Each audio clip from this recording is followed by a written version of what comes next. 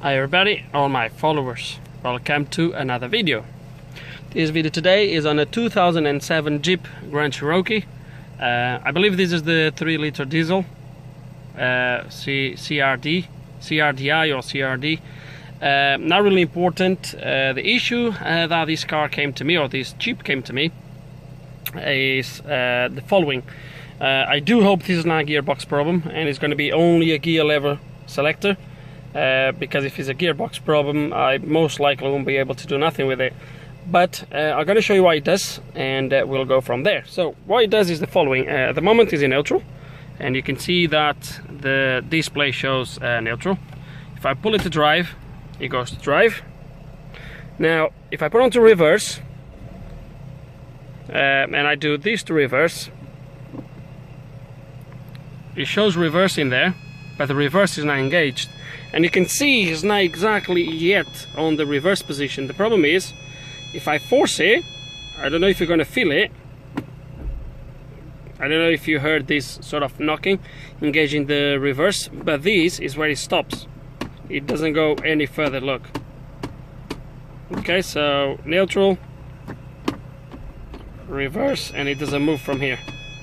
And it doesn't go into park, obviously, and even reverse, you only engage reverse if you force it against this sort of limit here.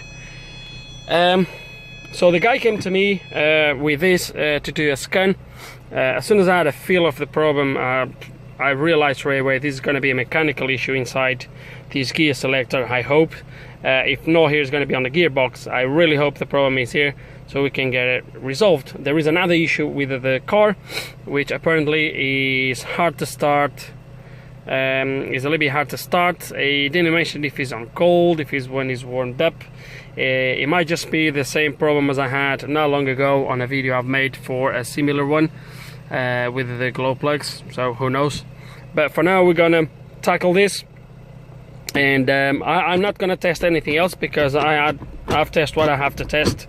I think the problem is gonna be here, so we're gonna dismantle this, see what's underneath, and see if my problem is here or not.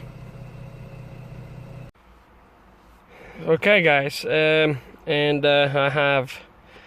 been so lucky. I figured out what was wrong and I managed to get repaired without having to take everything to bits. So I've started to take the screws off. So it was one here and one there, and when I got to this one here, I've noticed this assembly here which contains the cable that goes to the key. And if you look at this right at the back, I don't know if you're going to be able to see it, probably no, is a kind of, there is a kind of a dented surface that's supposed to adjust itself with this spring. And I've noticed that now is in park, the car, and look where this little sort of stopper here is. This stopper is pretty much close to the end of this runner here, this sleeve. Before, I don't know if you're going to be able to go back and see, was a big difference here, because this was all the way back, and these were right, you know, was a big space from here to there, and I think that's what the problem was. So that was not, because that was not adjusted, even with the key on, that was not releasing enough here to allow the car to go into park, and I think that was the main problem that was causing this. So now it's working fine, as you can see. So I'm really happy with it. It looks absolutely good. So when it's in there, it's all good.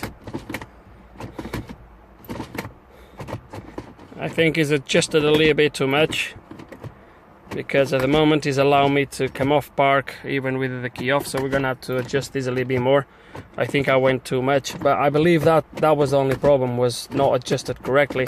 It should be self-adjusted, that's why it's like this, but I don't know, I think was not adjusted properly. Let's gonna play a little bit more with this and try to adjust this so everything works the way it should. Okay, and after fiddling a little bit with that adjusted in there and move one teeth at a time, I got it right where it should be. I think I could move another teeth, but it's okay where it is, so we're not going to go too much. And I'm just going to show you that it doesn't come off park now. Okay, even if I press the brake, it doesn't come off. until I actually put the key on. Okay, and now still I need to press the brake, and off you go. Okay, and that's it. Look at that.